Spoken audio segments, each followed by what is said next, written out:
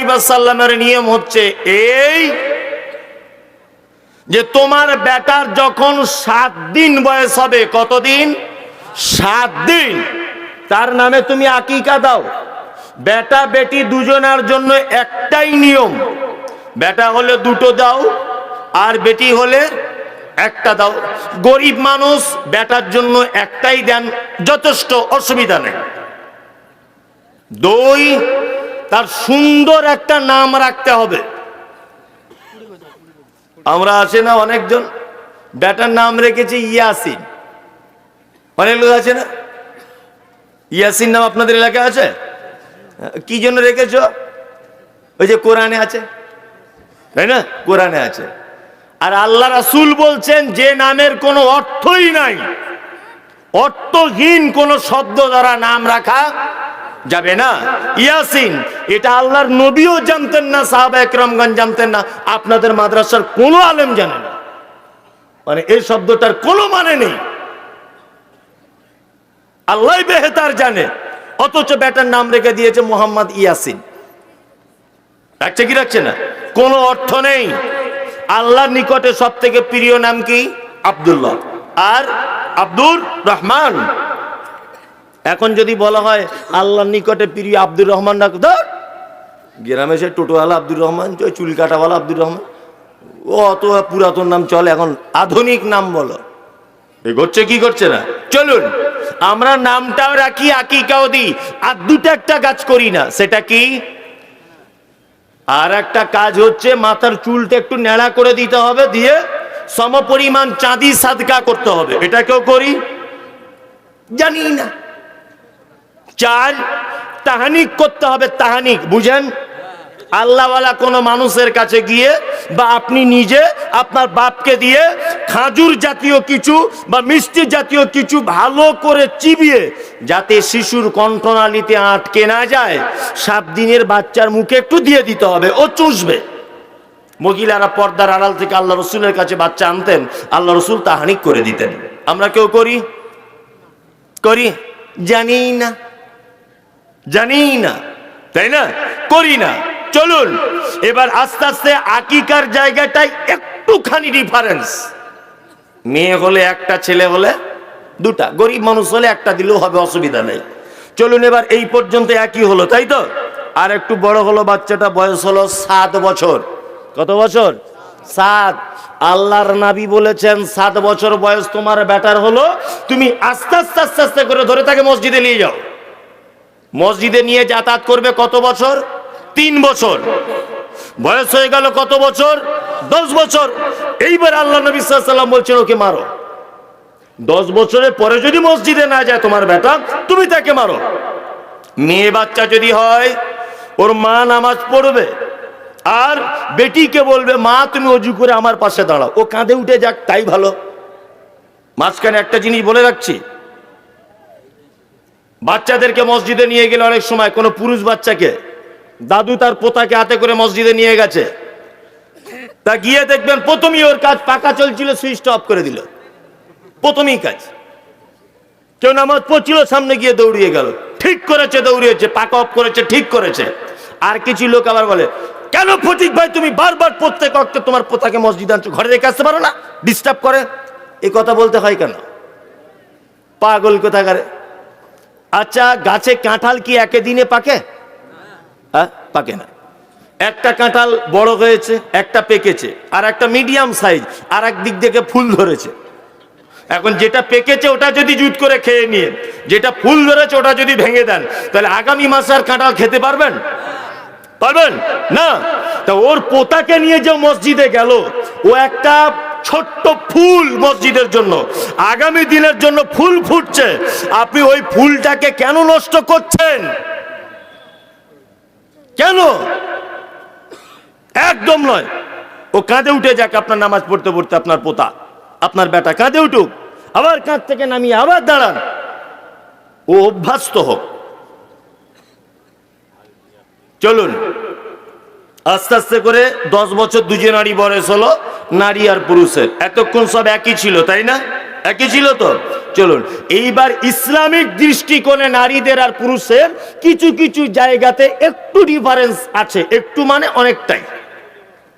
আমি বলেছি ইসলামে নারীর মর্যাদা কতটা এটা বলবো। আল্লাহ নবী সাল্লাল্লাহু আলাইহি ওয়াসাল্লাম মসজিদের ভিতরে আছেন, ঘরের ভিতরে আছেন, একজন মহিলা এসেছে, পর্দার আড়াল থেকে হাত বাড়িয়েছেন।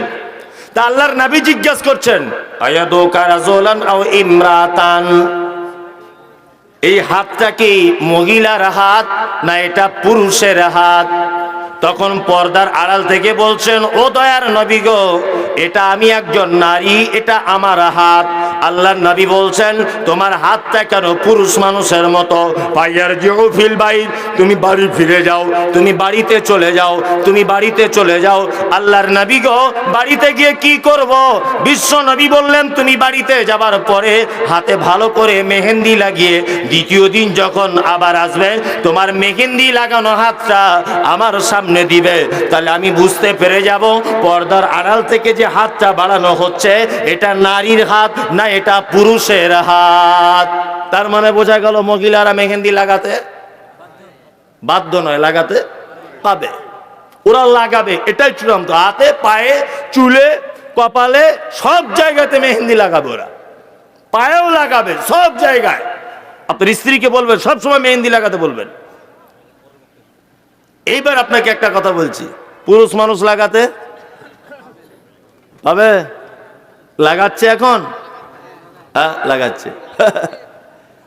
মানে জামানা পুরো উল্টে গেছে। এখন আমরা স্কুলের সিলেবাসে পড়েছি দুটো লিঙ্গ, একটা নারী আর একটা পুরুষ।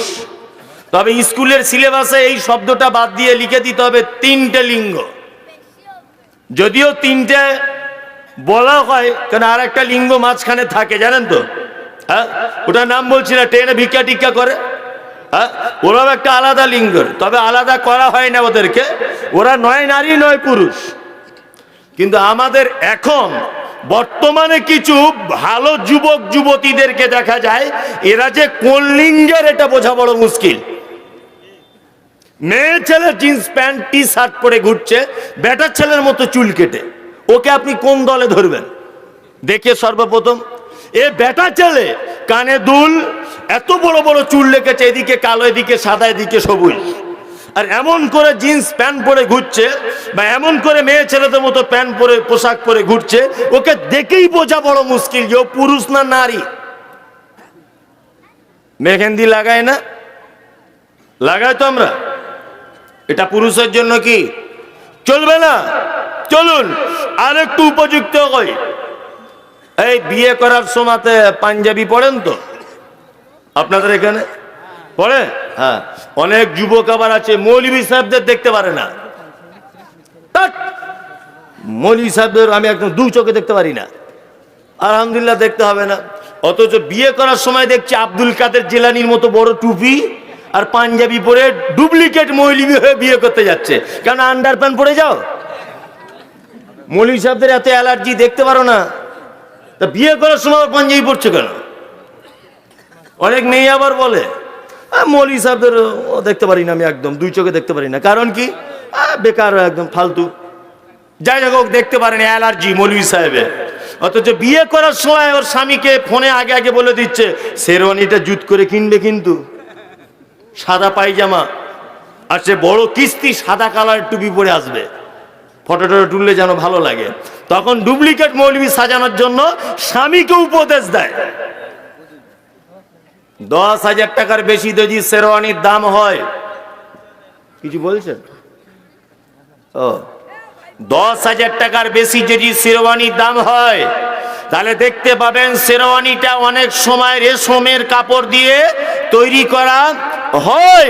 বিশ্ব নবী বলেছেন রেশমের কাপড় পুরুষ মানুষের জন্য কি হারাম, চলবে না, নারী পরতে পারে। নাম্বার 3, একটা মেয়ে জাকাত দেওয়ার পরে যদি পায়ের নখ থেকে নিয়ে মাথার চুল পর্যন্ত সব জায়গাতে যদি অলংকার ব্যবহার করে তাহলে কোনো আপত্তি নাই। অলংকার পড়তে পাবে, সোনার পাবে, চাঁদির পাবে, ইমিটেশন পাবে, যত রকমের অলংকার আছে সব ব্যবহার করবে, কোনো আপত্তি নাই। শুধু বছরে বছরে জাকাতটা দিয়ে দিবে, এটাই হলো তার পবিত্রতা। কিন্তু একজন পুরুষ মানুষ কোটিপতি যদি হয়ে যায়, লক্ষ হাজার কোটি টাকার যদি মালিক হয়, একটা ভাঙা সোনার আংটি পড়তে পাবে না। এটা তার জন্য হারাম, তার জন্য নিষিদ্ধ, তার জন্য নাজায়েজ করেছেন কে? আমাদের নবী মুহাম্মদ সাল্লাল্লাহু আলাইহি ওয়াসাল্লাম। এখানেই দেখলে বোঝা যায় অনেক লোকের হাতে আছে, আছে না?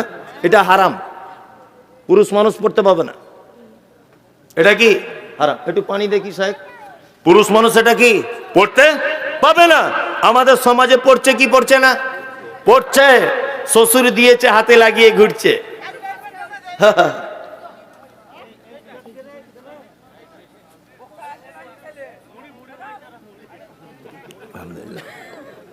জি, সোনার অলংকার তাহলে কি পুরুষের জন্য হারাম, নারীর জন্য জায়েজ। এইবার আর একটা জায়গাতে আসি, মসজিদে জমাত শেষ, নারী পুরুষের ডিফারেন্স দেখাচ্ছি। মসজিদে জমাত শেষ, আপনি নামাজ পড়ার জন্য মসজিদে গেলেন, দাঁড়িয়ে গেলেন, আল্লাহু আকবার, আলহামদুলিল্লাহি রাব্বিল আলামিন, আর রহমানির রহিম, নামাজ পড়ছেন। আর একটা লোক সেও নামাজ পড়বে বলে মসজিদের ভিতরে ঢুকেছে। আচ্ছা বলুন তো, লোকটা দাঁড়াবে কোন দিকে? ডান দিকে দাঁড়িয়ে গেল। আর একটা লোক এসেছে, বলুন তো সে দাঁড়াবে কোন দিকে? বলছে বাঁ দিকে। না, তিনজন যখন হয়ে যাবে, ইমাম মাঝখানে দাঁড়িয়ে আর ইমামতি করার সুযোগ রাখে না। ওই জন্য একটা কথা মাঝখানে বলে রাখছি, খুব হুঁশিয়ারি করে, মসজিদে যখন একা জমাত করে নামাজ পড়ার ইচ্ছা আছে, এমন এক পজিশনে আপনি দাঁড়াবেন যাতে করে আরো দুটো লোক এলে আগে বেড়ে যাওয়া যায়। আগে বেড়ে যাওয়ার জায়গা যদি না একান্ত পর্যায়ে থাকে, অন্তত পক্ষে তারা দুজন যেন পিছনে এসে দাঁড়াতে পারে, এই রকম একটা পজিশনে দাঁড়াতে হবে। তার মানে বোঝা গেল, তিনজন পুরুষ মানুষ করে একজন মাঝে দাঁড়িয়ে ইমামতি করতে পাবে না, আগে বেড়ে যেতে হবে। আগে জায়গা না থাকলে দুটা মুসল্লি তারা দুজন পেছনে চলে আসবে। এইবার একটা কথা আপনাকে বলছি, বলুন তো, একটা নারীরা যদি জমাত করে কোথাও যদি নামাজ পড়ে, আপনার বাড়িতে 3 বেটি আছে, আপনার বউ আছে, 4 জন, 3 বেটিকে নিয়ে এরা 4 জন জমাত করবে, কি করবে? আল্লাহর নবী বলেছেন আগে বেড়ে ইমামতি করতে পাবে না। কাতারের মাঝখানে ওকে ইমামতি করার জন্য দাঁড়িয়ে যেতে হবে। মহিলারা আগে বেড়ে ইমামতি করতে পাবে না, কাতারের মাঝখানে দাঁড়িয়ে ইমামতি করবে। এক জায়গায় একটু ডিফারেন্স হলো, এ আগে যাবে, ও আগে যাবে না। 2, পুরুষ মানুষ ইমাম সাহেবের নামাজে ভুল হয়ে গেল, কি করবে? সুবহানাল্লাহ বলবে, তাই তো? আরে মহিলা যদি ভুল হয়, এইভাবে মারবে, তালি দিবে। তাহলে একটু ডিফারেন্স আছে না নাই? আছে। তাহলে নারী পুরুষের ইসলামিক বিধিবিধানে কিছু ডিফারেন্স আছে, তাই তো? চলুন এবার সম্মানের দিক দিয়ে নারী আর পুরুষের মধ্যে সব থেকে বেশি কম কার বেশি? নারীর বেশি। আরে মা মানেও তো নারীরে পাগল, মা মানে তো বেটা ছেলে নয়, মা মানে কি নারী। তাই এবার সম্মানের দিক দিয়ে আল্লাহর নিকটে সব থেকে সম্মানী কে? নারী। নারী আমাদের সঙ্গে 4টে সম্পর্কে জড়িত হয়। কটা? 4টা। 1, মা, আর নয় মায়ের ক্যাটাগরি। 2, বেটি, আর না হয় বেটির ক্যাটাগরি। 3, বোন, নয় বোনের ক্যাটাগরি। 4, নানি বা দাদি বা ওই ক্যাটাগরি। আর একটা স্ত্রী। কটা হলো? 5টা। 5টা সম্পর্কে নারী আমাদের সঙ্গে কি হয়, সম্পর্ক হয়। আল্লাহ বা তার রাসূল কি মর্যাদা দিয়েছেন ওটা বাদই দিলাম, প্রথমে নারীর মর্যাদা দুনিয়াতে কত আছে এই জায়গাটা একটু দেখে নেন। আচ্ছা বলুন তো, লক্ষ্মীর ভান্ডার পায় কারা? বুঝে সবাই পায়, কিছুই বুঝে না। লক্ষ্মীর ভান্ডার কারা পায়? নারী পায়। কন্যাশ্রী কারা পায়? রূপশ্রী কারা পায়? সবুজ সাথী কারা পায়? সব নারী। বলুন, শিয়ালদা থেকে বনগা লাইনে মহিলা স্পেশাল ট্রেন আছে না নেই? আছে। প্রত্যেক বাসে ট্রেনে মহিলাদের জন্য আলাদা কম্পার্টমেন্ট ভাগ করা আছে না নেই? আছে। হাওড়া থেকে বারাসাত যাবেন, দমদম যাবেন, যে কোনো বাসে উঠবেন, কলকাতার বাসগুলোতে দেখবেন ladies seat, ladies seat, ladies seat আছে না নেই? আছে। আপনি বিডিও অফিসে লাইন দিলেন, মেয়ের আলাদা লাইন, ছেলেদের আলাদা লাইন। 4 জন করে মেয়ের হবে, 1 জন করে ছেলের হবে। আপনি কোথাও লাইন দিয়ে দাঁড়িয়ে আছেন, ব্যাংকে 20 জন পুরুষ মানুষ, 1 জন মহিলা বোরকা পরে দাঁড়িয়ে আছে। বলুন তো 20 জন মানুষ কি বলবে? খালাকে আগে ছেড়ে দে, বলবে কি বলবে না? তা দুনিয়াতেও সম্মান বেশি কার? নারীর।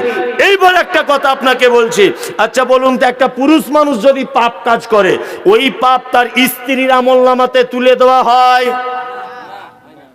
হয়? হয় না। একটা স্বামী মদ পান করে, সে চোর, সে ডাকাত, সে হারামখোর, সে বদমাইশ, সে যত বড় পাপ, সুদখোর, সব সে। আচ্ছা বলুন তো, ওর পাপ ওর স্ত্রীর আমলনামাতে তোলা হবে? হবে না।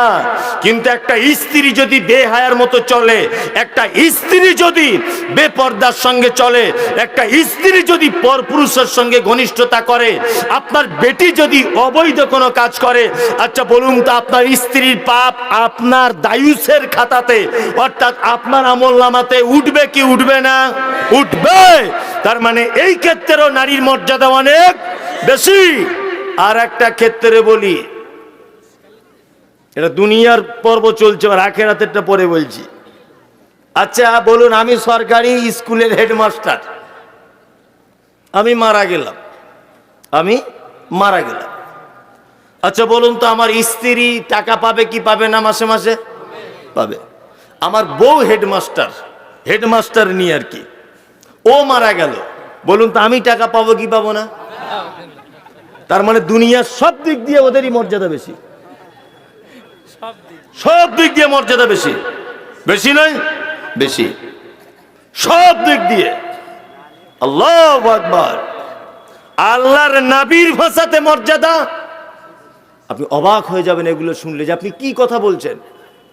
বিশেষ করে মায়েরা এইসব আলোচনা কে করে আমি জানি না, তা আমি এই ছোটখাটো জিনিসগুলো বেশি করি। সামাজিক কথা, এক, নারী আমাদের সঙ্গে 5টা সম্পর্ক, 4টে সম্পর্কে জড়ায়। কটা? 4টা। একটা সম্পর্কের মর্যাদা কত দেখুন। সর্বপ্রথম নারী আমাদের কি হয়? মা, তাই তো? মায়েরা আমাদের কাছে বর্তমানে ভালো ব্যবহার পাচ্ছে? সম্মান পাচ্ছে মা হিসাবে? পাচ্ছে না। এর জন্য 100% মায়েরাই দায়ী। বর্তমানে যে মায়েরা সন্তানদের কাছে ভালোবাসা পাচ্ছে না, শ্রদ্ধা পাচ্ছে না বাপ মায়েরা, এর জন্য 100% মায়েরাই দায়ী। যদি বলছেন আপনি কথাটা একটু উল্টো বলে দিলেন না, আপনি দেখুন, যদি বোঝাতে না পারি এই কান ধরে বলছি এলাকাতে ঢুকবো না। বুঝিয়ে যদি দিতে পারি তাহলে আপনার মগজ ধোলাই হয়ে যাবে। এক, আচ্ছা বলুন তো, শূকর পৃথিবীর সব থেকে নিকৃষ্ট প্রাণী না উৎকৃষ্ট? নিকৃষ্ট। শূকরকে রুজি দেয় কে?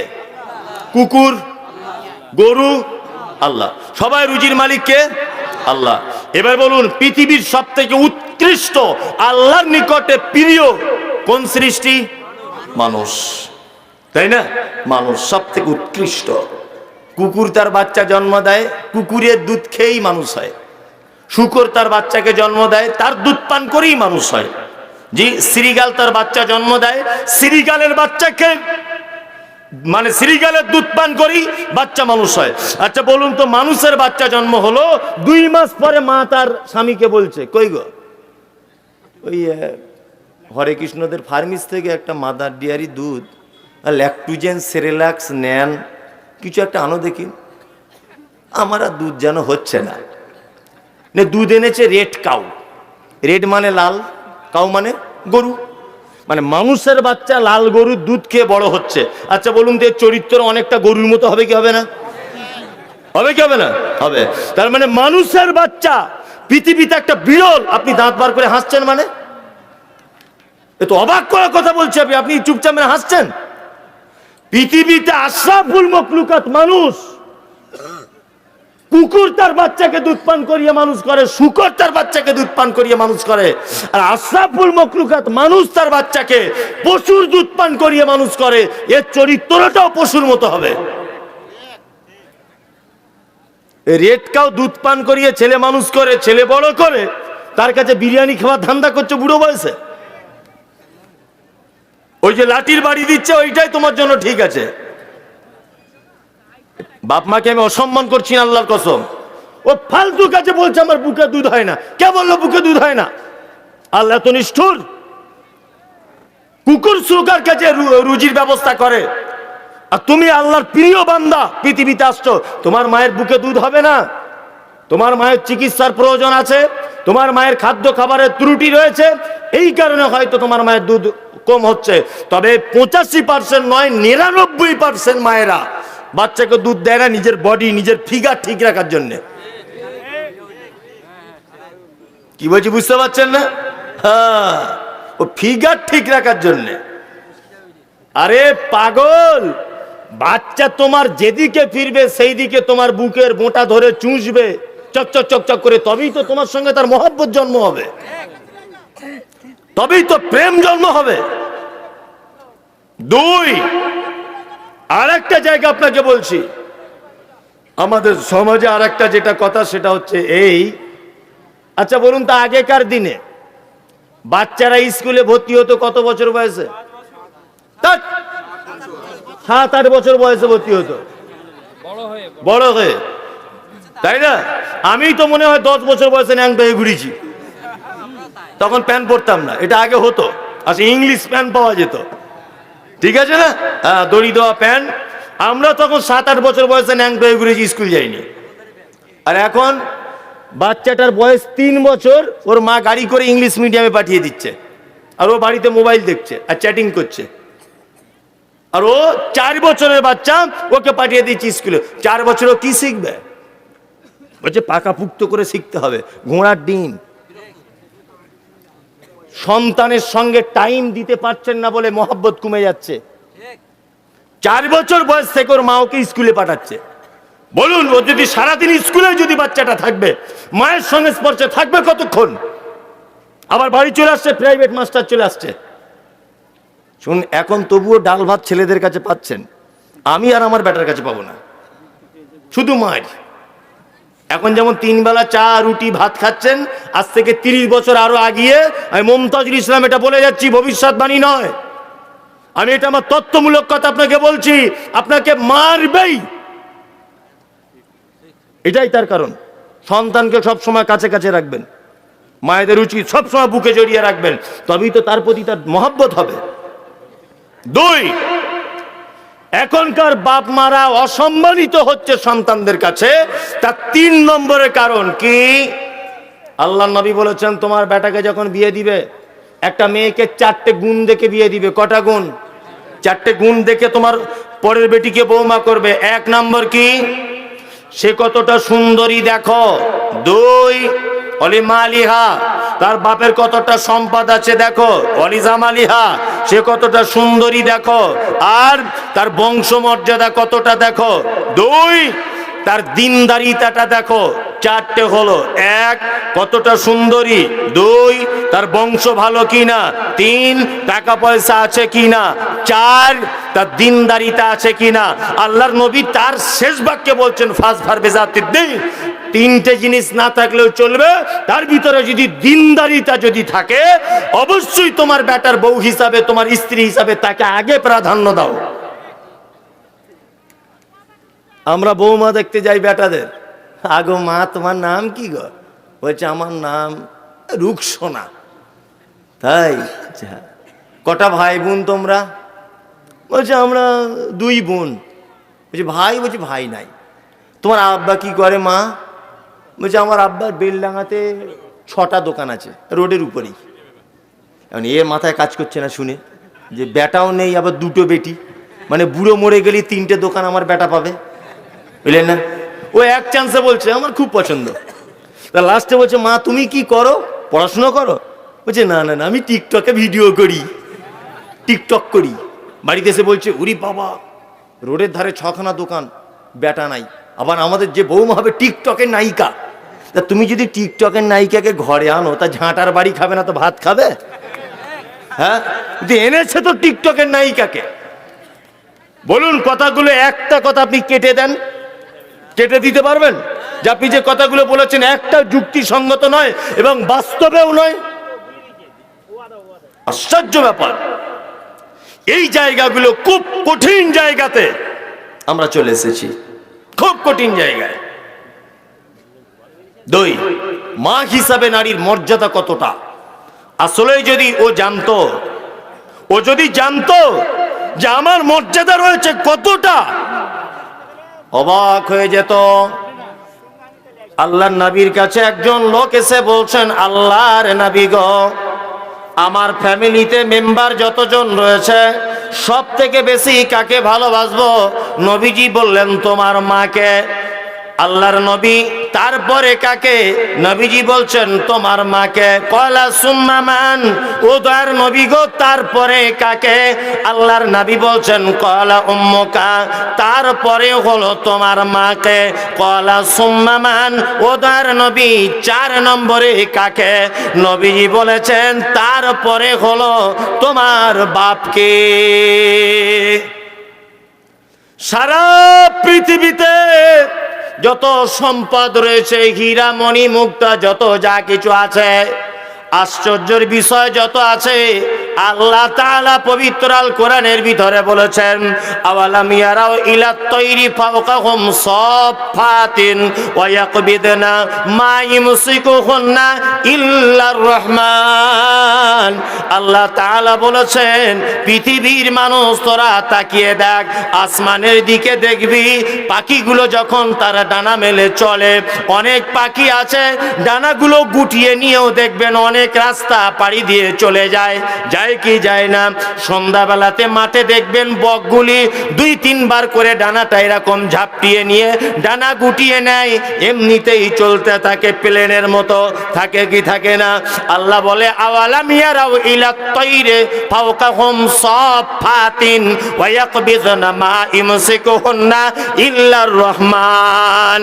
ডানা ঝাপটাতে ঝাপটাতে ডানা যখন গুটিয়ে নেয়, পৃথিবীর কোন বৈজ্ঞানিক তাকে ধরে রাখার ক্ষমতা রাখে না, আমি আল্লাহ তাকে মহাশূন্যের উপরে রেখে দিই। এটা পৃথিবীতে শিক্ষিত মানুষদের জন্য একটা আমাকে চেনার বড় দৃষ্টান্ত। আল্লাহ তাআলা বলছেন পবিত্র আল কোরআনে মারাজাল বাহরাইনি ইয়ালতাকিয়ান বাইনাহুমা বারযাখুল লা ইয়াবগিয়ান। আপনারা ফেসবুকে দেখেছেন, ইউটিউবে দেখেছেন, মাঝে সাঝে একটা নদীকে আমরা দেখতে পাই মোবাইলে, একদিকের পানির কালার সাদা আর একদিকের পানির কালার হচ্ছে সবুজ। দেখেছেন আপনারা? দেখেছেন? একদিকে দেখবেন সাদা আর একদিকে দেখবেন নীল কালার। আল্লাহ বলে মারাজাল বাহরাইনি ইয়ালতাকিয়ান বাইনাহুমা বারযাখুল লা ইয়াবগিয়ান। মাঝখানে প্রাচীর দেওয়া নেই, মাঝখানে প্যান্ডেল দেওয়া নেই, মাঝখানে ত্রিপলের ব্যবস্থা নাই, কোন রকমের অন্তরাল নাই। তারপরেও নীল রঙের পানিটা যদি ডান দিকে যায়, সাদা রঙের পানিটা বাম দিকে চলে যায়, একটা পানির সঙ্গে আর একটা পানি কখনোই মিশে যায় না। আল্লাহ বলেছে গোপন ভাবে একটা মারাত্মক অন্তরাল রয়েছে। পৃথিবীর কোন বৈজ্ঞানিক দার্শনিক, কোন গবেষণাগার আজ পর্যন্ত গবেষণা করে এটা জানতে পারলো না যে তার মাঝখানের ব্যবধানটা কি, তার মাঝখানের ডিভাইডেডটা কি, এটা আল্লাহ ছাড়া কেউ জানে না। সারা পৃথিবীতে যত সম্পদ রয়েছে, আল্লাহর নবী বলেছেন আদ দুনিয়া ওয়া কুল্লুহা মাতাউন খায়রুল খায়রুল মাতাইদ দুনিয়া আল মারাতুস সালিহাত। সারা পৃথিবীতে যত আশ্চর্য জিনিস আছে, চীনের প্রাচীর এটা হচ্ছে আশ্চর্যের জিনিস, ব্যাবিলনের শূন্য উদ্যান এটা হলো আশ্চর্য জিনিস। বন্ধুরে আমার, নবীজি বলেছেন সারা পৃথিবীর আশ্চর্য জিনিস হলো আল মারাতুস সালিহাত। সারা পৃথিবীর আশ্চর্য সম্পদ হলো আল মারাতুস সালিহাত। একজন নেককারিনী নারীর থেকে আশ্চর্য সম্পদ আর কোন সম্পদ পৃথিবীতে নাই। কে বলছেন এটা? আল্লাহর নবী এ কথা বলছেন। আল্লাহ বলেছেন, কুল ইন কানা আবাউকুম ওয়া আবনাউকুম ওয়া ইখওয়ানুকুম ওয়া আজওয়াজুকুম ওয়া আশীরাতুকুম ওয়া আমওয়ালুন ইকতারাফতুমুহা ওয়া তিজারাতুন তাখশাউনা কাসাদাহা ওয়া মাসাকিন তারজাউনাহা আহাব্বা ইলাইকুম মিনাল্লাহি ওয়া রাসূলিহি ওয়া জিহাদিন ফি সাবিলিহি ফাতারাব্বাসু হাত্তা ইয়াতিয়াল্লাহু বিআমরিহি ওয়াল্লাহু লা ইয়াহদিল কওমাল ফাসিকিন। আচ্ছা বলুন, এবার একটা কথা বলি, এই যে হাতটা বারবার ফোল্ডিং সিস্টেম হচ্ছে বারবার, আচ্ছা এটা যদি আপনার কোনো সেলাই মেশিন হতো বা মাঠে পানি তোলা দমকল মেশিন হতো, তাহলে এই রকম যেগুলো বারবার লড়াচড়া করে পার্টসের গোড়ায় গোড়ায় গিরিজ দিতে হয় না? না তো কি হয়, জাম হয়ে যায়। সেই ন্যাংটো মায়ের পেট থেকে এসেছেন, মরণের আগের দিন পর্যন্ত দ্বিতীয়বার গিরিজ করা লেগেছে যে একটু গিরিজ করে দিই? আছে নাই? আপনি যে চোখে দেখেন, আচ্ছা বলুন এটা আল্লাহর নিয়ামত নয়? বড় নিয়ামত নয়? আল্লাহু আকবার। যার চোখ নেই তাকে জিজ্ঞেস করবেন। আপনার যে মাথায় চুল আছে এটাও আল্লাহর নিয়ামত। যার টাক আছে অনেক মেয়ে দেখে পছন্দ করে না, ছাদে মাল নাই তো বিয়ে করবে কি করে? ব্যাপার হচ্ছে, অনেকদিন আগে আমি একবার মুম্বাই গেছিলাম, কথাটা মনে পড়ে গেল বলে বলছি। মুম্বাই গেছিলাম, মাদ্রাসার আদায়ে গেছিলাম। এটা আপনার সোশ্যাল মিডিয়া দেখেছেন যে আল্লাহ আমার দ্বারাতে একটা মহিলা মাদ্রাসা চালায়, মাদ্রাসা রুকাইয়া লিল বানাত। আর আমার মাদ্রাসার একজন সহকারী শিক্ষক আছে, আপনাদের গ্রামে আগে মসজিদে ইমামতি করতেন, মনিরুল ইসলাম। কোন পাড়ার ইমাম ছিল আমি জানি না, শীতল পাড়ার ইমাম। ও এই প্রতিষ্ঠানের আবার শিক্ষক, ও এখন আমার মাদ্রাসায় কাজ করে। তা আলহামদুলিল্লাহ। তা যাই হোক, তা মুম্বাই গেছিলাম মাদ্রাসার আদায় করতে। তা একটা বিহারি লোক, আমি তো যদিও আমি পিওর বাঙালি, হিন্দি বলতে গেলে একটু জবানে হবেই, যতই আমি বলতে পারি একটু উল্টোপাল্টা হবে। তা ওই লোকটা আমাকে বলছে যে হুজুর বড় দুঃখের বিষয়। আমি জিজ্ঞেস করছি, বড় সোনার দোকানের মালিক। তা আমাকে বলছে হুজুর আমার জন্য একটা মেয়ে দেখুন তো। আমি যে আপনার এই প্রায় 45 বছর বয়স, এখনো বিয়ে করেননি? তখন মাথার সে ক্যাপ্টেন টুপি না কি বলে, কি বলে ওটা, যাই হোক ওই টুপিটা খুলে বলছে এই যে ছাদে মাল নাই আমাকে বলছে। তা আমি তখন বলছি এটার জন্য কি সমস্যা আছে? বলছে না, এত মেয়ে দেখেছি যে ওই টাকাগুলো রেখে দিলে আমার দোকানের দ্বিগুণ হয়ে যেত, এত টাকা খরচা করেছি, কোনো মেয়ে পছন্দ করেনি। তা ভালো, আমাকে বলছে হুজুর একটু ওষুধ আপনার যদি জানা থাকে বলে দেন যাতে চুলটা ওঠে। আমাকে এত প্রেশান, 10,000 টাকা দিয়েছে মাদ্রাসায়। আমি মহা বিপদে পড়েছি, কি ওষুধ দিব? আর বাঙালিদেরকে ওরা ভাবে বাঙালি হুজুর মানে বিশাল জাননেওয়ালা, বিশাল বড় আর কি, বিশাল কিছু ব্যাপার। তা এত বিরক্ত করছে। তা আমি রেল লাইনে ঘুরছি, ঘুরতে ঘুরতে বোম্বাইতেই রেল লাইনে ঘুরতে ঘুরতে ভাবতে ভাবতে দেখছি যে কি করা যায়। লোকটা এতবার বলছে, নিয়ে একটা গাছ ছিল, ওই গাছটা তুলে আমি এমনি চালাকি করে দিয়ে দিলাম। আজ ভালো করে বেটে মাথায় লাগান দিয়ে দিয়েছি। তার পরের দিন আমি প্লেনে করে চলে এসেছি বাড়ি। আর দমদম এয়ারপোর্টে যেই নেমেছি দেখছি ওর ফোন ঢুকছে, হ্যালো, হিন্দিতে বলছে হুজুর মাথায় দেওয়ার পরে এত চুল কাটছে যে আমি থাকতে পারছি না। আমি তখন বিপদে পড়ে গেছি, আমি যত চুল কাবেন তত চুল উঠবে, বুঝলেন না? ও বলছে চুলকে ছিঁড়ে যাচ্ছে, কি হবে ভাই, তো মহা বিপদ, ঘা হয়ে যাবে মাথায়, যত চুল কাবেন তত চুল উঠবে। কি বললাম, মিলেন না? কি গাছ দিয়ে দিয়েছে আমি নিজেও চিনি না। আমি ভেবেছি হয়তো একটু চালাকি করে দিই, লোকটা সান্ত্বনা পাবে, এতটুকু। যাই হোক, তাই চুলটা এটা আল্লাহর কি নিয়ামত, তাই তো? আপনি যে মুখে কথা বলেন, অনেক মানুষ বোবা আছে। আল্লাহু আকবার। এর থেকে আপনি ইবরাত হাসিল করেন, এর থেকে আপনি শিক্ষা নেন। আল্লাহর এটা বড় নিয়ামত নয় যে আপনি সবার সঙ্গে কথা বলতে পারেন? জি, আপনি কানে শুনতে পান, এটা আল্লাহর বড় নিয়ামত, নিয়ামত নয়? সারা পৃথিবীতে মানুষের জন্য যত নিয়ামত আল্লাহ দিয়েছে, তার 1 নম্বরের নিয়ামতের কথা আল্লাহ নবীকে দিয়ে বলাচ্ছেন কোরআনের ভিতরে, কুল ইন কানা আবাউকুম। সারা পৃথিবীতে যত নিয়ামত বান্দা তোমার জন্য দেওয়া হলো, তার 1 নম্বরের নিয়ামত হলো আবাউকুম, সন্তানের জন্য তার বাবা মার থেকে বড় নিয়ামত আর কোনো নিয়ামত নাই। কে বলছেন? আল্লাহ বলছেন। বাপ মা কত বড় আপনার সাপোর্টিং। একটা সামান্য উদাহরণ বা গল্পের আকারে একটা কথা বললে আপনার মগজ একটু ঢুকবে। এক গ্রামে একটা গরিব ফ্যামিলি বসবাস করে। এইটা বক্তব্য সব যদি ভুলে যান, এই জায়গাটা ভুলবেন না। এটা গল্প একটুখানি, কিন্তু মারাত্মক বড় একটা জ্ঞান আছে। তা গরিব ফ্যামিলি, তাদের বাড়িতে কল টল নেই। তা রাস্তার ধারে একটা কুয়োতে পানি তুলতে যায়। কুয়ো বুঝেন তো? কুয়ো কি? বিন্দারা, ওই ইন্দারা, ইন্দারা। তা ইন্দারা থেকে পানি তুলছে। তা বালতিটা দিয়েছে, দড়িটা ছেড়ে দিয়ে বালতিটা তুলতে গেছে, বালতিটা কেটে গেছে। তা ওই মেয়েটা, গরিবের মেয়ে, বাড়িতে এসে তার মাকে বলছে, মা গো, বালতিটা দিলাম কুয়োর ভিতরে, বালতি কেটে গেল। ওর মা তখন বলছে, চল আমি গিয়ে দেখি। ওর মা দড়ি করে আবার একটা নতুন বালতি লাগালো, দড়িটা টানছে, দেখছে বালতি কেটে গেল। ওর মা আর মেয়ে দুজনাই অবাক হয়ে গ্রামের মোড়লের কাছে গেল, গিয়ে বলছে, মোড়ল সাহেব, এ কুয়োর ভিতরে বালতি দুটো দুটো দিলাম, দুটোই কেটে গেল, কারণ কি? মোড়ল তখন বলছে, বিয়াদব কোথা, আজে বাজে কথা, চল দেখি আমি যাব। মোড়ল একটা বাড়ি থেকে বালতি এনে দড়ি ধরে ছেড়ে দিয়েছে। মোড়ল টেনে দেখছে মোড়লের বালতিও কেটে গেছে।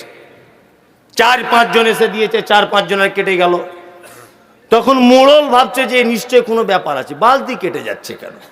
নিয়ে মোড়ল একটা ওজার, রোজা না কি বলে, হাত চার দেখায়, ওঝা, ওঝা কবির, মানে আমি শব্দটা জানি কিন্তু ভয়ে বলছি না যে আপনাদের দিকে যদি অন্য বলে লোক হাসবে। মানে এক দেশের বুলি আর এক দেশের গালি। বাংলাদেশে প্রোগ্রাম করতে যাচ্ছি প্রথম নতুন জীবনে, তখন পাসপোর্টে নয়, এমনি বিলাকে।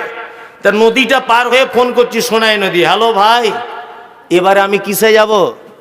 আমি তো পৌঁছে গেছি। বলছে, হুজুর আপনি দাঁড়ান, হেলিকপ্টার যাচ্ছে। আমি ভাবছি তাহলে আলহামদুলিল্লাহ, খুব ভালো। আমার বউকে সাথে সাথে ফোন লাগিয়েছি, দেখো আমার নসিব কত, বয়স কম হতে পারে, আমি হেলিকপ্টারে করে আজকে জলসা করতে যাব। আমার বউ তখন বলছে, তোমার কপাল ভালো, চাপো। ও বলছে, আমি কি করলাম, পুরাতন জামা কাপড় খুলে বড় জুব্বা টুব্বা পরে চশমা টশমা লাগিয়ে রেডি হয়ে আছি হেলিকপ্টারে। আমার মনে মনে ভাবছি, হেলিকপ্টার আসলে তো আওয়াজ হবে, তো কি আওয়াজ হচ্ছে না। আবার ভাবছি হেলিকপ্টার নামতে গেলেও তার একটা বড় মাঠের প্রয়োজন, সেই মাঠও নেই, মনে মনে ভাবছি। তখন অত বুদ্ধি নেই, নতুন নতুন বক্তব্য দিতে শিখেছি, আজ থেকে 10-12 বছর আগের কথা বলছি। এখন বারবার ছেলেটাকে ফোন করছে, আরে ভাই হেলিকপ্টার কই, আওয়াজও পাচ্ছি না। বলছে, ভাই দাঁড়ান, যাচ্ছে। তখন দেখছি একটা লোক এসছে সাইকেল নিয়ে, পিছনে দেখছি দুটো কাঠ বাঁধা আছে এরকম, আর একটা কাঠ এইরকম।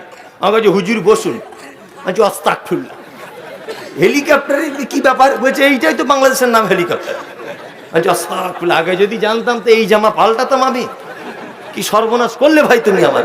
আগেকার দিনে বাংলাদেশে এই সিস্টেমের চালু ছিল, যারা কুটুম টুটুম আছে জিজ্ঞাসা করবেন, সাইকেলে মোটর সাইকেলে প্যাসেঞ্জার বইতো, আর এদের নামই ছিল হেলিকপ্টার। তো এক দেশের বলি আর এক দেশের গালি। তা মোড়ল গেছে ওঝার না কি বলছে, ওঝার কাছে। ওঝার কাছে যাওয়ার পরে, ওঝারা তো বেশিরভাগ দেখবেন চিটিংবাজ হয়, মারাত্মক চিটিংবাজ। মানে এরা যে কত বড় চিটিংবাজ, আপনি অবাক হয়ে যাবেন। যত এমন জায়গাতে আপনাকে আঘাত করবে যে আপনাকে ফের ওর কাছে আসতে হবে। তার ওঝার কাছে গিয়ে বলছে, দেখুন তো আমাদের গ্রামে কুয়োটার কি অবস্থা, ইনারার। তখন ও হাতটা দেখে বলছে, সারা মারাত্মক ব্যাপার তো। যে কি ব্যাপার? বলছে, আফ্রিকার একটা ভূত ঢুকে গেছে, যদি 4 দিনের মধ্যে না ভূতটাকে তাড়ানো হয়, তা গ্রামের সম্ভ্রান্ত 4টে লোক মরবে, তার মধ্যে মোড়লও যাবে। মোড়ল দেখছি, আমার নামটা আগে বলছে, কঠিন বিপদ।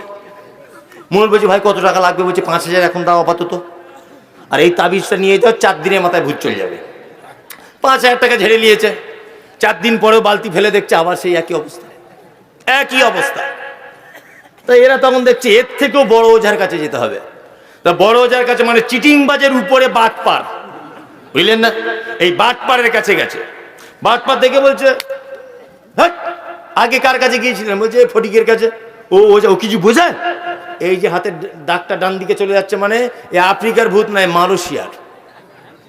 মালয়েশিয়ার ভূত। একে তাড়াতে গেলে একটাই উপায়, মোটামুটি 30,000 টাকা খরচা হবে। তাছাড়া পরিস্থিতি খুব খারাপ, গ্রামের 4 জন মহিলা মরবে, তার মধ্যে গ্রামের সম্ভ্রান্ত 4টে লোকের বউ মরবে, তার মধ্যে গ্রামের মোড়ল যে থাকবে তারও মরবে। আর মোড়ল ভাবছে ওইদিকে বলেছে মোড়ল মরবে, এ বলছে বউ মরবে, তো দুজনাই যদি মরে যায় সংসার দেখবে কে? গ্রামে চাঁদাপত্র তুলে মোটামুটি 30,000 টাকা খরচা করে দেখেছে। মা কি বাপ কি সেটা বোঝানোর জন্য গল্পটা বলছি। আস্তে আস্তে আস্তে আস্তে করে চাঁদা তুলে দিয়ে দিল, কোনো কাজ নেই, ওই যা তাই। মোড়ল তখন রেগে গিয়ে বলছে যে কাউকে আর 1 টাকাও দেবো না। গ্রামের কেউ সাহসী ছেলে